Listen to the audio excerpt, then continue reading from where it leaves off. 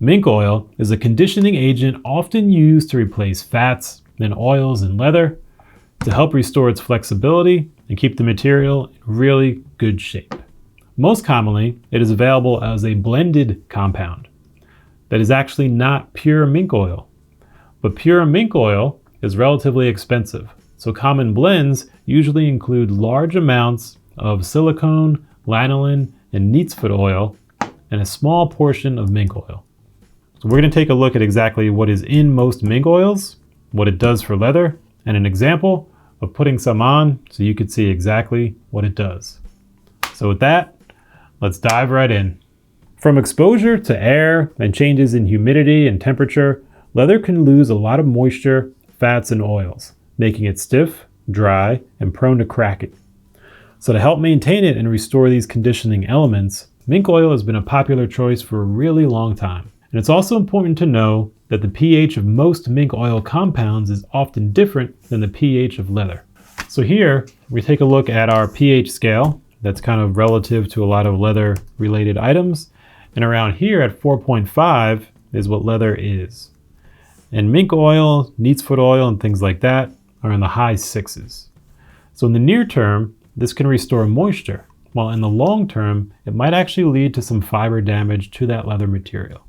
So for most people, conditioning items for a couple of years, it's likely not going to be an issue. But if you're thinking about using mink oil in something that you're going to keep for decades or as an heirloom, definitely something to keep in mind. So let's check out a few really popular mink oils and see a little more about them. Fiebing's mink oil, really popular one. And we notice it is a mink oil liquid. And this is comprised mainly of silicone, silica, and if we look at the ingredients, we notice that it's got a couple different things. It's got mink oil listed. It also has silicone, which often comes from sand and a gas-derived methanol. Lanolin, which is natural wax from sheep. And then it also includes neatsfoot oil, oil that comes from bovine bulls and cows. And then of course, our mink oil. So it's actually a blend. So while this will be really good, it's important to keep in mind too, do you want those other ingredients in there that will essentially be in your leather potentially for as long as you have that leather? Things like silicone, lanolin, and neatsfoot oil.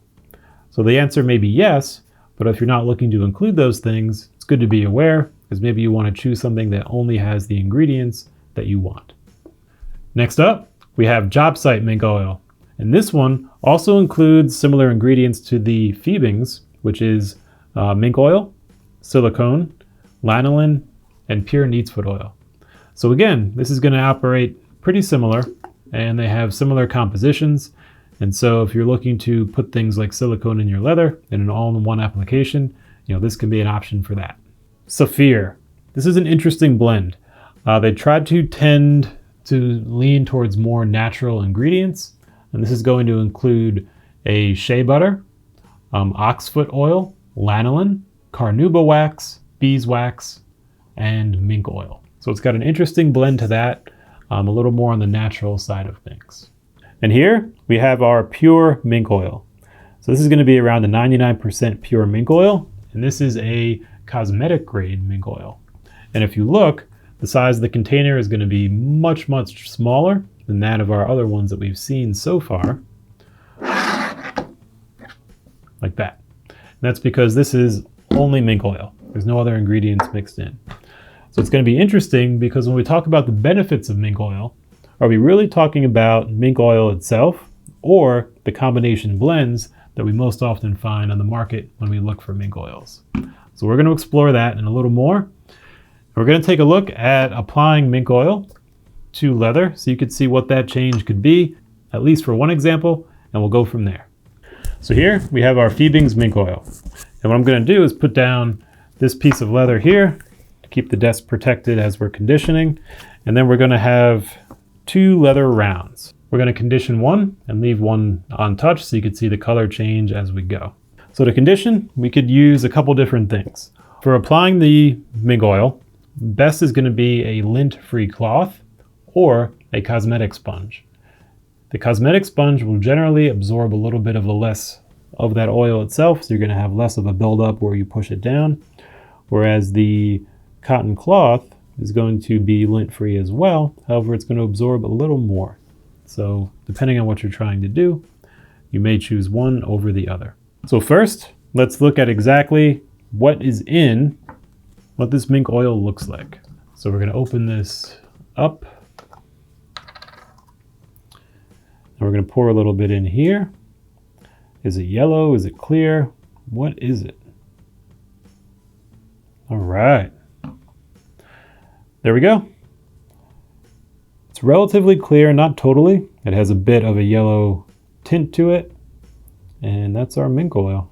So it's got mostly clear with a little bit of a yellow tint, but it's very viscous, and that's what it looks like. So now let's apply it to our leather round. So for this one, I'm going to use a cosmetic sponge. And what we can do is take some of our oil that's in here and just kind of dab it. And then we'll come down here and we'll just apply it. We try to go in circles. And as you notice, wherever we put it down initially, it's got a little bit of a darker concentration because more was on the sponge. So what we'll do is we'll just kind of lightly dab it here. Then we'll start here on the second one and kind of go around till we get the whole thing covered. And we don't want to saturate it too much, but we do want to make sure that we get equal and even coverage throughout. So I'll kind of go down like this. And you can see it becomes really easy, especially with the sponge. And we just apply it evenly throughout. So now if we look, here's how we started. The original color of our leather. And here is what it looks like once we apply the mink oil. So definitely darker initially. But what does it look like after it's been dry? So I have another one here that's been dry for around 24 hours with the same Fiebing's mink oil liquid. And the result is not bad. So we've got our untouched on the left, our freshly applied in the middle, and our dried on the right. And so if we look at the original and the dried, there's a little bit of a darker color to the dried, but it's not tremendously different than our original, which is a good sign. And if we take a close look, you can see similar. Here is our original, and here is our dry sample. And that's what Neat's Foot Oil does. We go from here to here using any variety of these products. And if you're comfortable with the ingredients, they could be a really easy and effective way to add some conditioning to your leather and keep them looking great for a long time. If you have any questions, let us know. If you have preferences of one mink oil versus another, or if you don't like mink oil, or if you love it, please share, because the more we do that, the more we learn together. So there you have it. Until next time.